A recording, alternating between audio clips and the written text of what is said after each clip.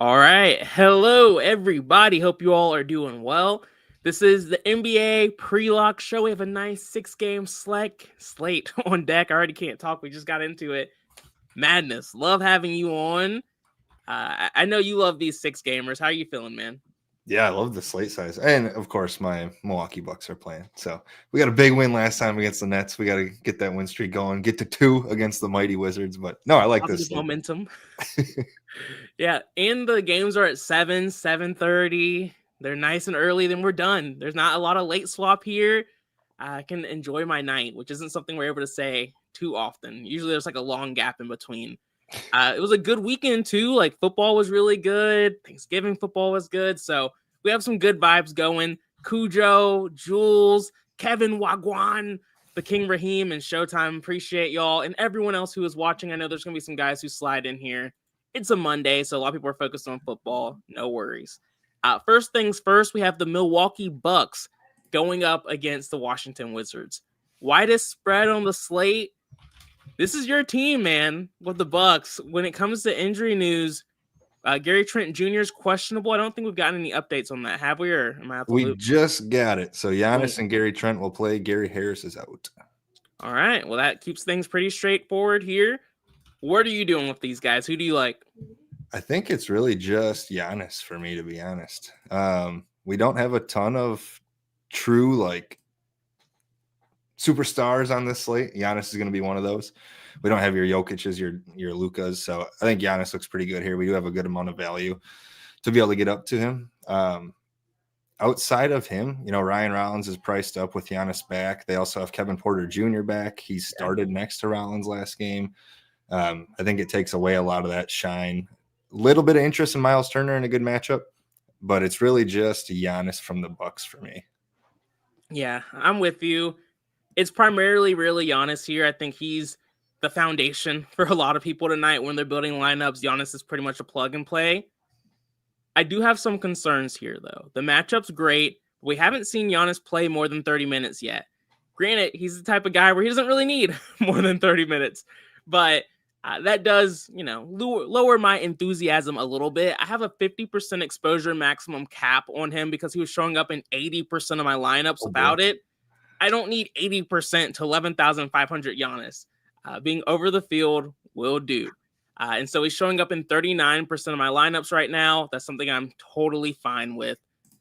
And I think that's better than 80 plus. If he goes off, then we're still going to be in a good spot, but I just don't need that much exposure because we don't have a ton of studs on this slate, but there are still some other ones that I want some exposure to. KPJ, Kevin Porter Jr., I have an 8% min on him.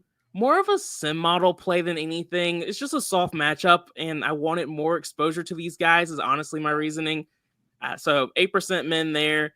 But like you said, him plus Rollins, they're going to be in smash spots when one of these guys end up sitting. But that's pretty much it for me with Milwaukee. Drago, what's up, man? Yeah, love NBA talk. Let's get it. All right, next up, we have the Wizards. And, the Wizards are always gross to play, but they've been coming through for us here recently. Of course, when it comes to injury news, they are missing Alexander Sarr tonight. Corey Kispert, he's been out for about a week or so now, so it's not new information. Because Sarr is out, Bagley is pretty much showing up in 99% of your lineups, but he's only 3,500. How do you feel about Bagley, first and foremost, Madness?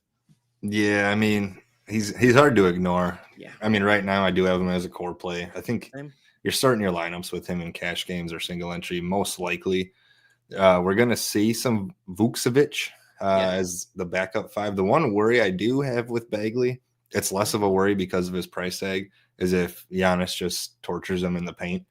We've seen Giannis get guys into foul trouble in the first quarter. So that's my one worry, but at 3,500, it's not as relevant. So do like Bagley quite a bit. Vucevic, if you want to get different off the bench, he won't draw nearly as much ownership. The other guy I like on Washington quite a bit is Keyshawn George. Yeah. Without Sarr, the usage and opportunity should be there. We've seen him have some massive games this season. And with, I'll call it the death lineup 2.0 that the Bucks roll out there with Rollins, Kevin Porter Jr. and AJ Green. Yeah.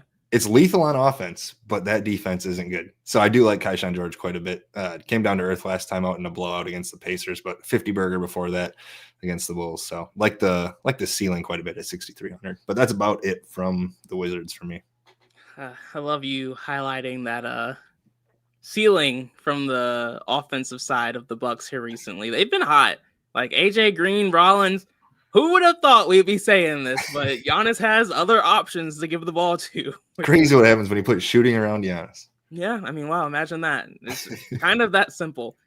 Coups against the Wizards. Hey. Jones said. Revenge. All the letters there messing with my head. But yeah, there is a revenge narrative there. I can't do it. Can you? Yeah. It's not crazy. If you want to take a one-off shot, fine. I just not enough. That price tag is still a little too high for me. He's also not starting anymore, which kind of hurts. As he shouldn't. Alholic said Bagley showing up like 80%. For me, he's showing up in 97% of my lineups. So Marvin Bagley, there is a concern of some foul trouble here, but he's 3,500. As long as last game, he saw 30 plus minutes. As long as he sees like 25 plus at this price tag, I'm not going to overthink it. Once he moves into that 4K range, we start talking about, hey, can we fade this Bagley chalk if there was ever a scenario where he was starting for a while. Yeah. So at this point, I'm just playing Bagley. Vucevic is showing up he was showing up by himself. He no longer is. So I like him enough where I'm willing to put him in on him, but let me see what that's going to be. Damn. Okay. That's going to adjust a good amount. I'm going to put a 36 or I'll do 35 just to kind of keep things balanced. I'll put a 35% min on Vucevic, and then George, I have a 16% min on. Like you said, these guys aren't consistent, but they have nice ceiling and positive game environments. And when guys are out, so he's someone I'm willing to just be close to field weight exposure on, just someone I want to have in the mix. Bilal Coulibaly, he's been horseshit recently, really bad, but he's also another explosive player I want exposure to. Chris Middleton at 4,800, just too cheap still for what he's doing offensively for this team. So I have a 2% min there. You know, I like these guys, even though their names make me want to throw up. It is what it is there. So there's definitely risk involved, but I think it's a positive enough spot to force some exposure to. This next game gets a little gross for me, at least. For the Hawks, they're going up against the Pistons. Another wide spread here at 9.5 points for the Hawks. We know Porzingis is out. Let me see if there's anyone else that I'm missing here. No new injuries. I'm taking 2 shots here, but even that doesn't feel great. What are your thoughts? I question how much Atlanta gets up for this game. They just came off double overtime last night on a back end of a back-to-back against a tough Detroit team. I think the Pistons could just blow them out of the water. But it's hard to ignore back-to-back 70-point games from Jalen Johnson. Mm-hmm. So no issue. I'm not going to talk you off of him. But that's probably about it for me in this one, or at least from the Hawks side. This really feels like a spot that you don't have to have exposure to tonight. For me, is really just like your large field GPPs. You just want some exposure if they pop off at relatively low ownership. I have a 10% min on Jalen Johnson. I can't stomach getting over field weight here, just given the scenario you just touched on. Then I have a 7% min on Nickeil Alexander-Walker. He's starting to really dominate things from a usage standpoint and a points per minute standpoint at his price tag. He's just a cheaper version of getting some Daniels exposure for me. So I have a 7% min there, and I still like his upside too. Okongwu, Dyson Daniels. That price tag on Okongwu is just too tough for me at this point, even with Porzingis out in a matchup against Detroit. That's tough. Duren is not someone you really like poking fun at from a center perspective. So it's really just going to be Johnson and Nah. But even at that, I don't have too much exposure here. And then let me make sure no one else is showing up. Yeah, that's going to be it. All right. Other side of this game is maybe a little bit more interesting. we have the Detroit Pistons going up against the Hawks.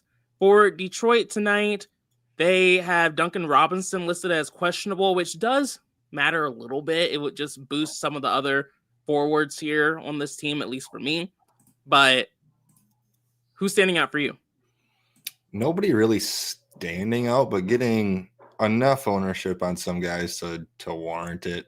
Cade, obviously, kind of up there, not quite in the tier of Giannis, but he's damn near priced like it. Yeah. He's been in phenomenal form. This matchup is great. Like I said, these Hawks are probably running on dead legs, so Cade's going to look good. I'll have a good amount of, not a huge amount, but be even with the field.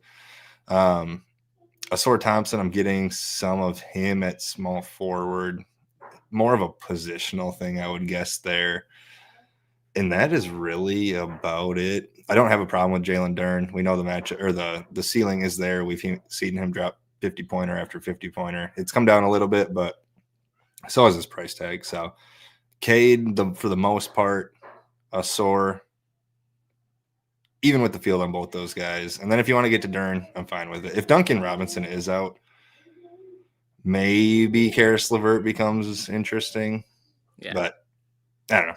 It just doesn't feel super necessary yet on this slate to take those shots, but I'm with you. Like LeVert, Jenkins, Holland, they all see a slight boost, but we can't trust these guys. Maybe if this game blows out a bit, I would feel even better about taking shots on guys like LeVert and Holland, but I'm not playing for a blowout. So that's just if you're willing to take a risk, not the craziest thing if Duncan Robinson gets ruled out. For me, I'm with you on a lot of this. I have a 10% min on Asar Thompson. He's someone I want to be over the field on. I feel even better about him if Robinson gets ruled out. I kind of hope we don't get that news just so Thompson's ownership stays a little low. And then Jalen Duren, he's going to be a leverage play for me tonight. Love the spot. Love the matchup. Love the low ownership. Like you said, I don't know how many 50-plus point performances we have to see. Whenever he's below 10% and he's not 9, 8K, I'm taking that shot every time. Then I have a 15% min on Cade. I don't like picking on Dyson Daniels. We've said that a lot this season, but them coming on the back end, on the back of back-to-back, 15% ownership. I'll just match the field here with 15% min. Not doing anything crazy. There's other studs I like a bit more, but when you're MMEing, I still like to have some exposure to these kind of guys. Next game is interesting. At least I like it. We have the Cavs going up against the Pacers, 4.5-point spread, decent total at 231.5. For the Cavs, we have, let's see here. Jared Allen is out. That's big. Tyson has been moving into the starting lineup when that happens. Darius Garland is out. We've seen this movie enough this season to kind of know what happens. I think everyone's priced solidly for that situation, but I like a decent amount of these Cavs, and I want to make sure they show up. Are you seeing it the same way, or what are your thoughts? Yeah, I think the Cavs look really good here. I never get Evan Mobley right, so take this with a grain of salt. But I think he looks great without Jared Allen. We should see him slide over and play the 5, which I much prefer from a DFS perspective. Yep. He looks great against Isaiah Jackson and Jay Huff. Good luck. So Mobley looks great. Getting a lot of Jalen Tyson, as you mentioned. He's been in good form or good shape. He's kind of been good game, bad game, good game, bad game. He did have a good game last time out, so again, grain of salt. Maybe excited things to come. Right. But and then probably, so I guess you can get to DeAndre Hunter. I'd probably be even with the field there. But then Donovan Mitchell, he's going to look great here too. No Garland, no Allen. Just we know the ceiling's there with him too. So Mobley in a big way, Tyson in a big way, and then Mitchell, Hunter probably even with the field.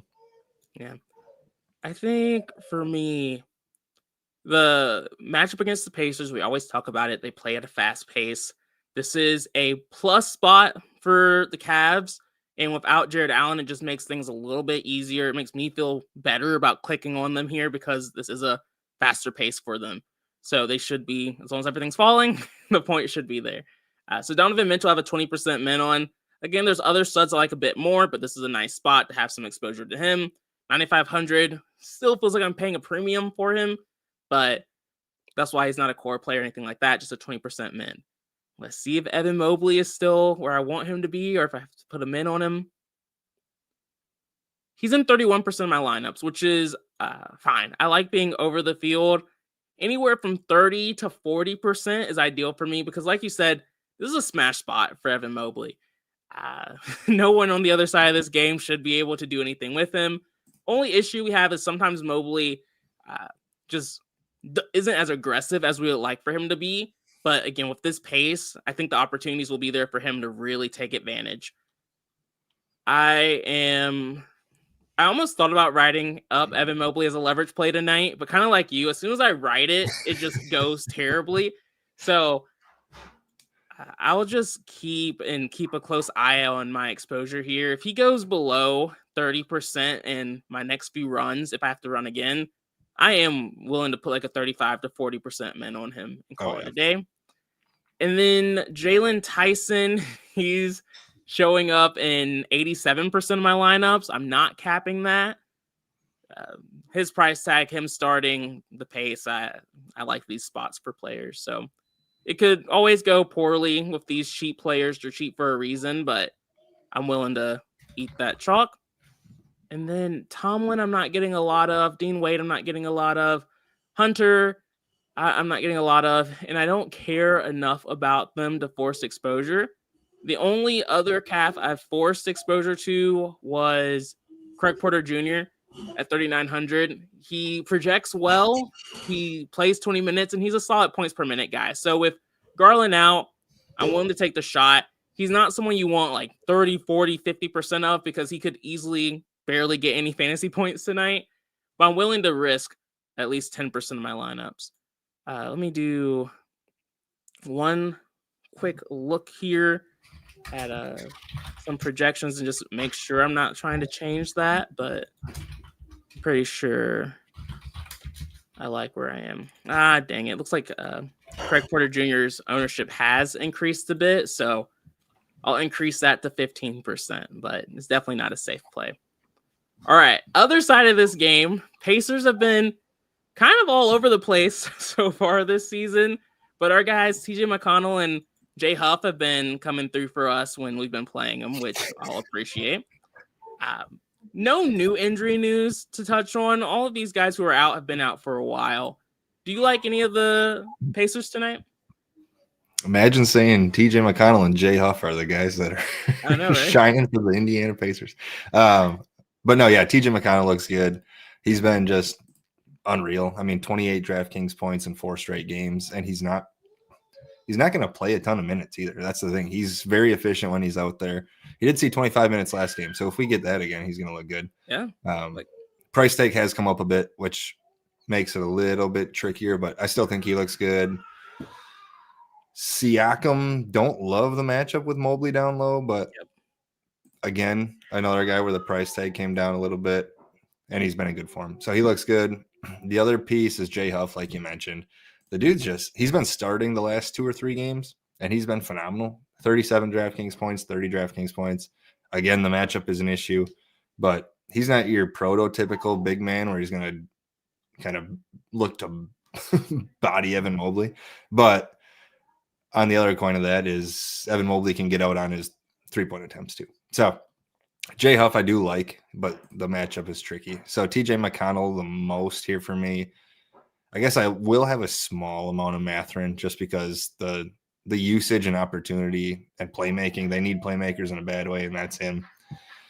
GPP guy only, just because of the price tag, but McConnell and Huff look good to me. Siakam I'll be even with, and Mathurin 5-10% maybe.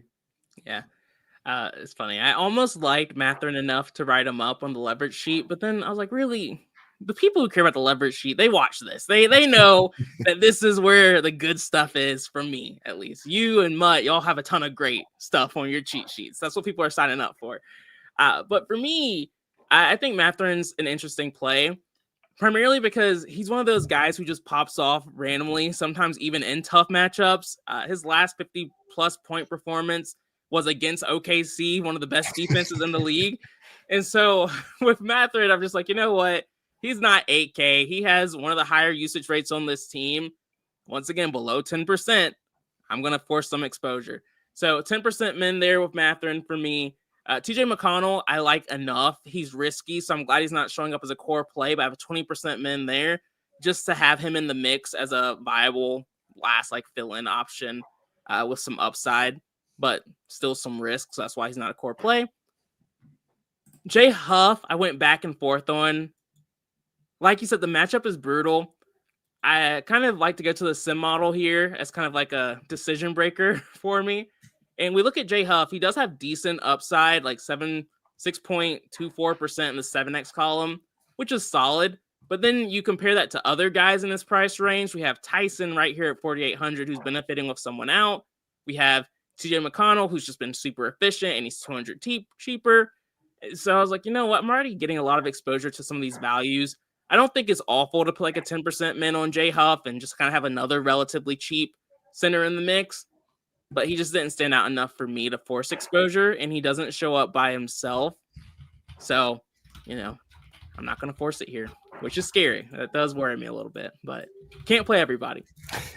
All right, next up, we have the Hornets going up against the Nets. Y'all know I love seeing the Hornets on a slate, but the Nets are kind of like the opposite of that. In theory, I like seeing the Nets, but they usually just kind of disappoint a little bit. So for Charlotte, did we just get some news on them? Yeah, one of my core plays, Brandon Miller, has been ruled out of nowhere. Wasn't on the injury report, but now he's out. He wasn't questionable or anything. How does that happen?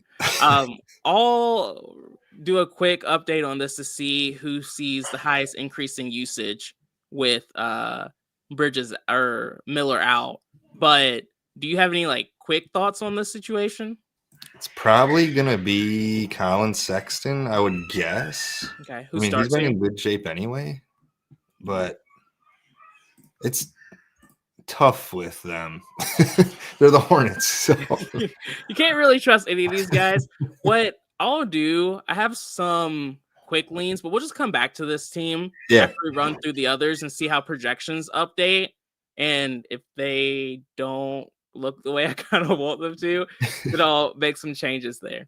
But the other side of this game, nice matchup. We know Charlotte's not a great defensive team by any means, but the Nets aren't the best offensive team.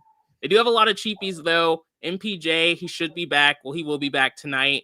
8,400. We have him projected for full minutes. Are you playing these guys here?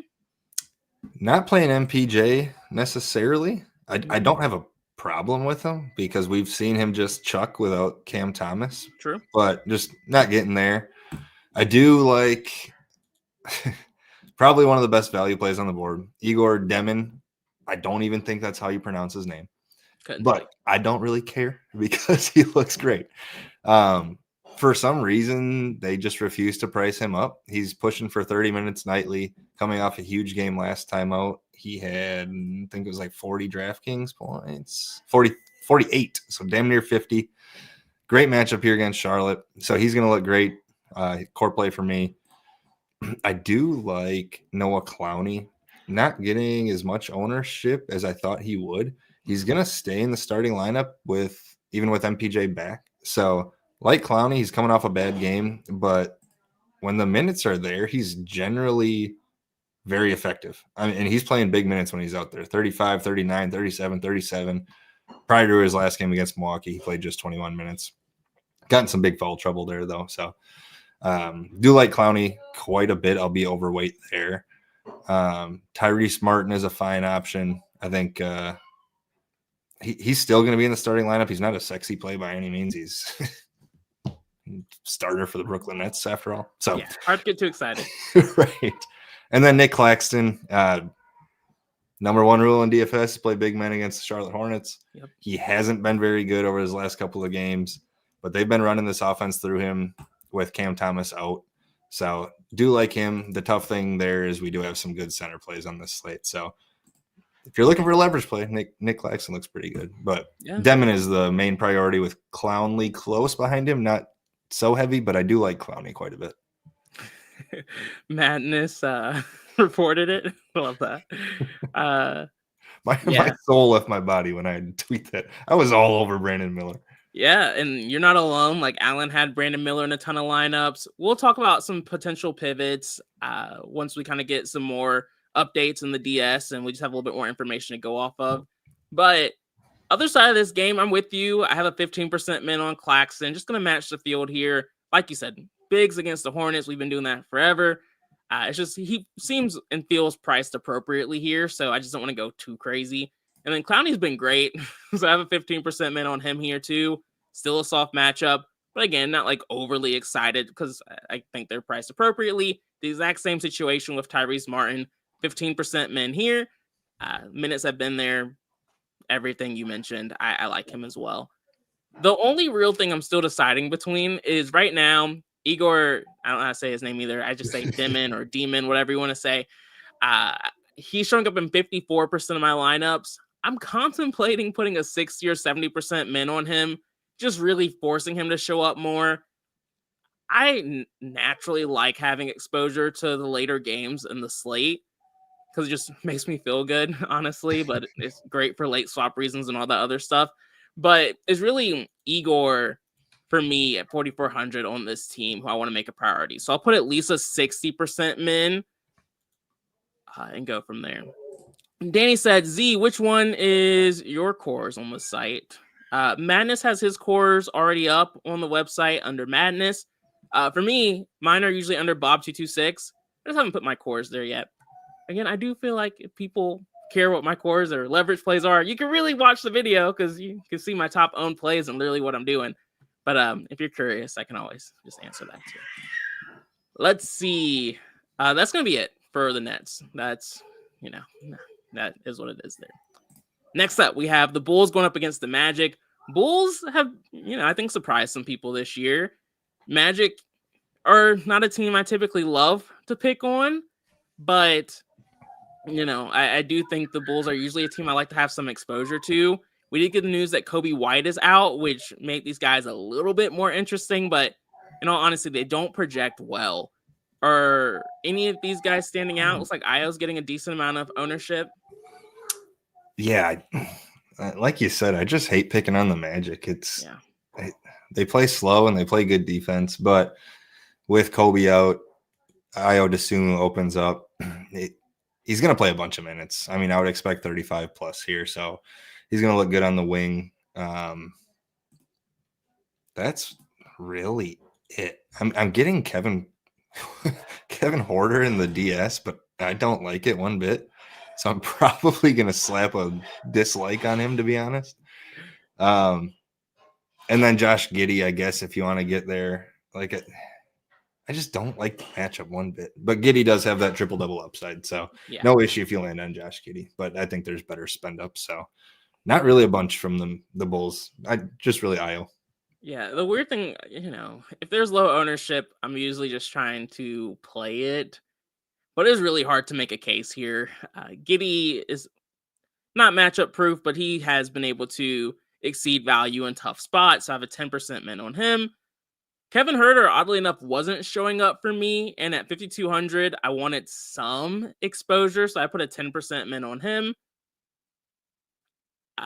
But man, this team is hard to trust. Io, I don't even love in this spot.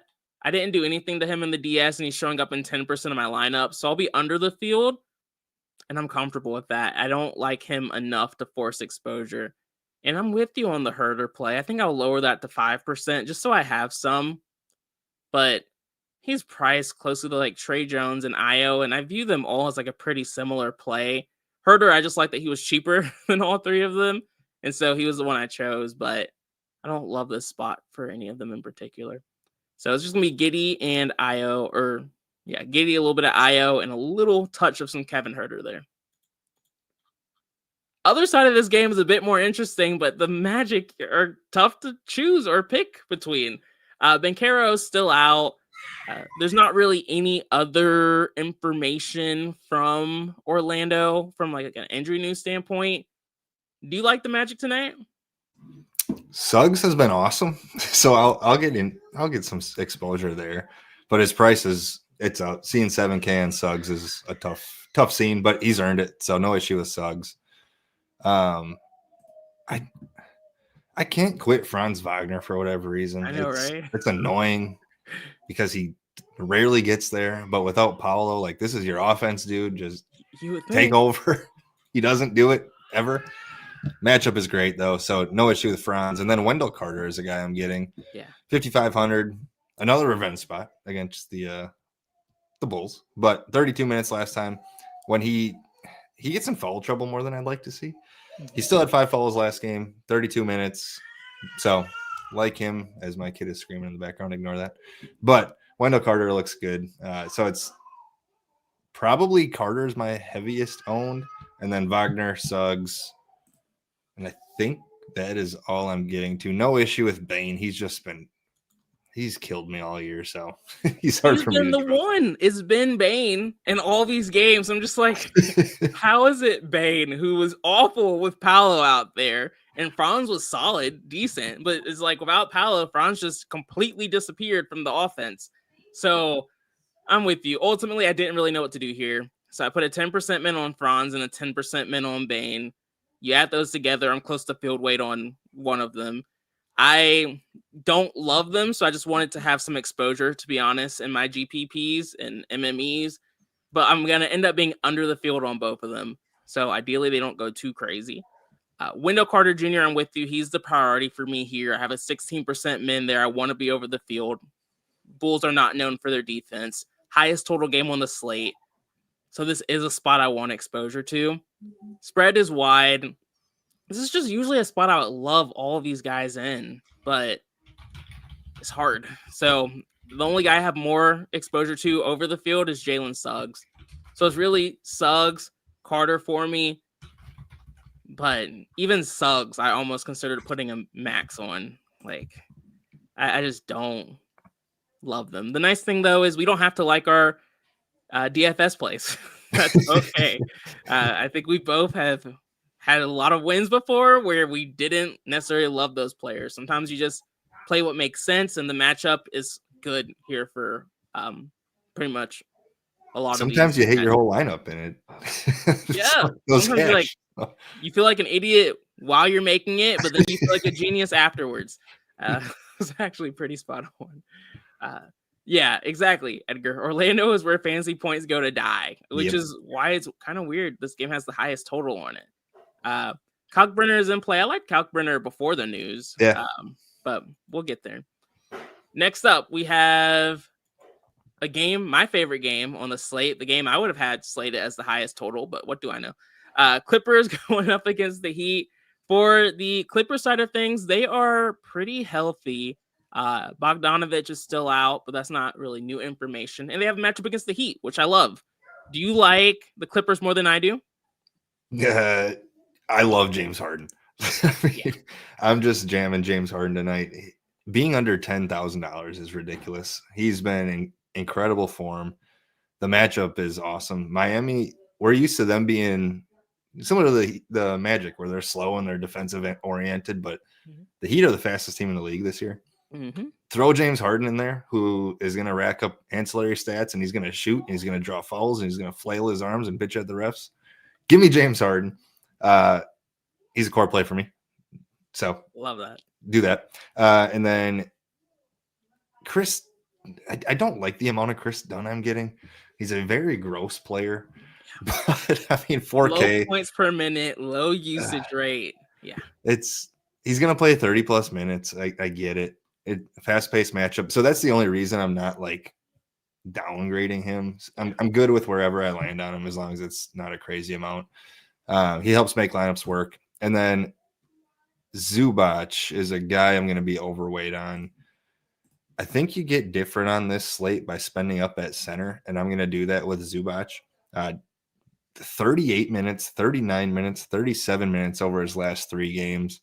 Pace up spot, more possessions, more opportunities for rebounds. So give me the over ownership on Ivica Zubac. So Harden in a big, large way. Like, let me see what I'm getting actually. Oof. I don't even want to say that number out loud. 85+% of Harden for me. Damn, okay. I like that. I thought you were going to say you were 80% of Giannis. That's what I was getting earlier. But I'm with you. I am. The price tag is just ridiculous on James Harden. I don't get it. 56 DraftKings points, 53, 51, 31. 75, 53. He's just been unreal. He's pushing for 40 minutes. Just give me James Harden. And then Zubac. I do like Zubac quite a bit. So those are the main two. And then whatever Chris Dunn I fall on, so be it. I'm not happy about it, but whatever. Ballaholic, not fighting with the DS is a beautiful thing. You will be successful longer in the long term. The DS wins that fight. The DS wins the fight 9 times out of 10. For me, I'm an agent of chaos, and I like attacking low-owned plays, and so I'm always going to get in a fight with the DS. I lose 80% of the time against the DS, but the 10 to 20% of the time I win, it's a beautiful night. So it's just, I always tell people, trust the DS. So I like having people like you on Madness and B-Dubs who you're all like, yeah, let's keep following the trend. I'm like, destroy it all. Let's do something fresh. But those 20% of the times you win that fight, though, it pays for the next 80% of your fights. Exactly. That's why I've been doing this for almost a decade at this point. But no, seriously though, trusting the DS, even I do it too. Like that's why I don't have a min on every single player, because I like to kind of see what the DS does first. Wilder, you're right, man. James Harden in Miami. Hopefully he's just saving the strip clubs for tonight after he wins. That's the trade of thinking we have to have here. I'm with you though, man. Madness, I love Harden tonight. I didn't have to put a min on him because I capped Giannis, and that brought him up to 41% of my lineups. I almost thought about just making Harden a core play, slapping like a 60, 70% min on him. But again, whenever I do that, it goes poorly. So I'm just trusting the DS and letting him show up in the amount of lineups we have. If you're wondering what we mean by the DS, the domination station, this is DFS Army's optimizer. You can have access to this. Listen to what we're doing. Follow along. Trust the DS. Click the link in the description. Use promo code MADNESS. And no, never mind. I actually have a promo code I was given earlier today. Cyber Monday, baby. To make sure I brought it up, because we have this 25% deal on any VIP subscription. Our VIP and props subscription, which Madness, you and Mutt are destroying. I made like $300 this weekend just following y'all shit. I was like, this is fucking sweet. You can do that too. And you can also get a 25% discount on the NBA membership with the code CYBER2025, or actually CYBER25. So CYBER25 for that 25% discount there. So there's that. And then also like the show, subscribe to the channel, all the good stuff that we want you to do. All right, for me, what am I doing with the Clippers? Like I said, Harden's showing up in about half my lineups. I love that, significantly over the field. I have a 10% min on Zubac because I love this matchup and game environment, but I'm just going to keep him at 10. I'm not going to increase the 13%. I might end up being a little under the field, but there's a lot of centers I like on this slate. Kawhi Leonard, I have a 15% min on. He's someone I want to make sure I'm over the field on. 7,800 feels a little light for him. Full transparency, we haven't seen him play more than 30 minutes yet. He's been saying he wants to play more minutes, but even with just 28 minutes in the last 2 games against Dallas and Memphis, he had 45 fantasy points. Those are soft matchups. This is another fast pace, a matchup I like to attack. Ideally, he does see more than 30 minutes, but he's already proven at this point he doesn't have to. So, yeah, he's someone I want to make a priority. I would be okay with even making him a leverage play and going a little bit over, but I'm only going to do that if the sim model's with me on Kawhi too.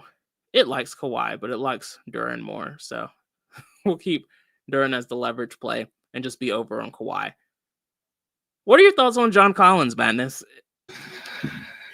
I want to like him so bad. Mm-hmm.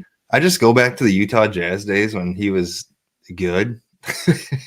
Not to say he's not, but he just hasn't been. He's going to play around 35 minutes.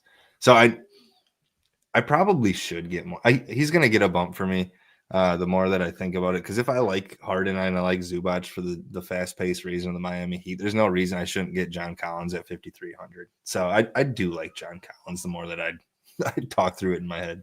It hurts. It really does. I have a 20% min on John Collins, which sounds ridiculous. Golly, I don't even like saying that out loud, but he is seeing a lot of minutes. I like this matchup. So 20% min on him. I want to be over the field. is painful though. So GPPs only. And then Chris Dunn wasn't showing up for me earlier, so I put a 15% min on him to add him into the mix. But of course, like you said, he's now showing up in where is he? Chris Dunn. He was? Am I losing it? I just don't see him at all anymore. Okay, I am losing it. Yeah, he's showing up in 25% of my lineups. So I have like 10% leverage there over the field.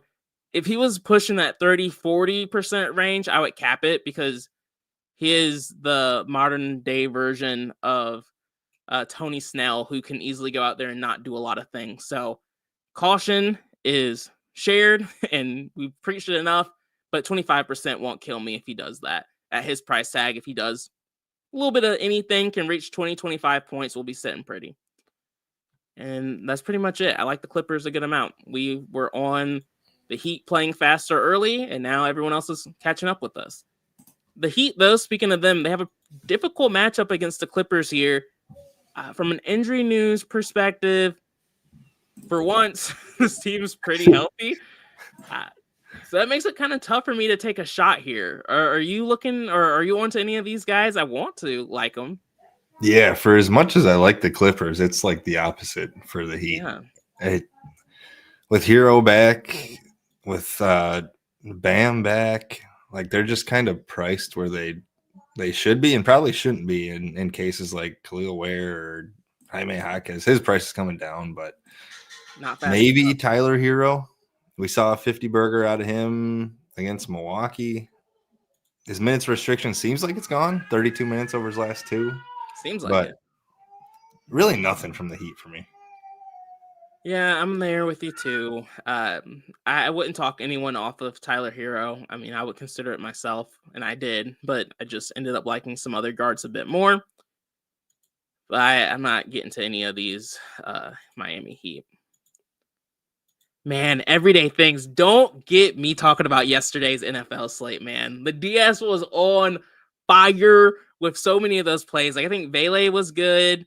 Adonai Mitchell freaking went off. The DS freaking loved him. And I faded Breece Hall, so that one worked out pretty well too. So it was fun. It was a good day.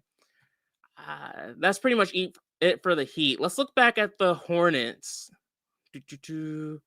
And see if projections have updated on them. Yeah, it does look like Colin Sexton got a bit of a boost, and Ryan Kalkbrenner was already projected pretty high. I'm gonna do another run and just see who shows up naturally before I start saying what changes I will make if it's not looking the right way. But have you thought the situation over anymore? Anyone else that you want to make sure you get some exposure to? Nobody in a huge way. Sexton does look better. I do like Kalkbrenner. Mm-hmm. I want to be on the LaMelo Ball game when he gets his minutes. It just hasn't happened yet. So I'll have him in on him. If he sees his 35 minutes, he can destroy a slate at 8,600. Yeah. So, I mean, I want to be there when it happens. It probably won't happen. But if there's a matchup to happen against, it's Brooklyn. So I do like LaMelo Ball. But yeah, Colin Sexton looks good. Kalkbrenner, surprisingly, under Diabate's price, even though he's a starter. But they're splitting that front court minutes. So no issue there. But again, a lot of centers in play tonight. So Sexton looks good. I do want exposure to Ball, GPP only, and then fine with whatever Kalkbrenner I land on. Yeah, I'm with you on a lot of this. I'm not seeing the Hornets show up for me right now, which honestly, usually once I refresh post show, that's when a lot of these updates will usually go in for me. But since we're live and, I'll just go ahead and show some changes I'm going to kind of force in. I already had a 10% min on Kalkbrenner. I do think his ownership will go up. So I will put a 20% min on him. Just also interesting, just pivoting a little bit off of Bagley with another value center. And we've talked about some other ones already. So 20% min there. Sexton, I want to have in at least a quarter of my lineup. So I have a 25% min on him. I think that should be close to where his ownership falls. Con Knipple sees a boost with Miller out, so I'll put a 15% min there. Y'all, I've been on LaMelo for like the last week and a half, and he sucked every single freaking game. I'm going to put a 10% min, knowing that means I'll be under the field, but I just want to have some exposure. Because like you said, he's going to go off eventually. It's just a matter of time. And with Miller out, he's one of the larger beneficiaries in that situation. So I'm going to force that. And then Miles Bridges, similar to LaMelo, but I like him a little bit less. So I'm just going to put a 7% min on him, about half the ownership. So if he goes off, I still have a dog in the fight. And then we'll run that. All right. There are a couple of questions. Single entry, point guard LaMelo or TJ McConnell? Those are very different. Got the salary, pay for LaMelo. Yeah, very different. If you I'll say I have more of McConnell. Yeah, more of McConnell. If you have the salary for LaMelo, though, just play LaMelo. You don't like Bagley with Vooch? Probably not. I wouldn't pair them, no. And then Jenkins is starting for Duncan Robinson. I did list Jenkins in the conversation of guys who benefits. He can be explosive in small spurts. What are your thoughts on Jenkins? Do you like him? Yeah, not a ton. It is nice his price came way down since the days when Cade and Duren were out. But he's aggressive when he's out there, so I'm good getting a little bit of Jenkins. Yeah, he's someone I'm willing to just like match the field on, but I don't feel overly passionate about him. So 8% there, and I will just kind of boost a star a little bit more because I already wanted to do that, but this just gives me a reason to feel a little bit better about his floor. So 15% min there. So yeah, fun slate on deck, man. I think we're in for a good one. Anything you want to say before we wrap up?